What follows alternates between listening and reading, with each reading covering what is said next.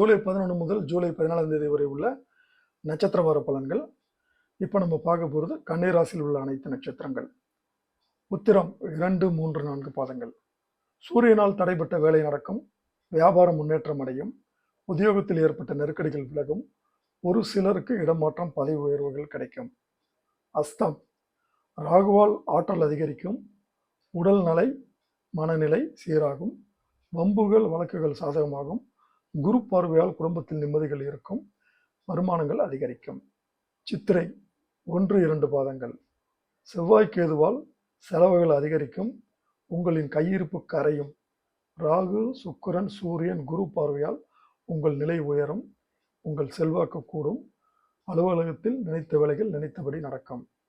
இந்த வாரம் இவர்கள் வழிபட வேண்டிய தெய்வம் நரசிம்மர். நரசிம்மரை வழிபட இவர்களுக்கு நன்மைகள் அனைத்தும் உண்டாகும்.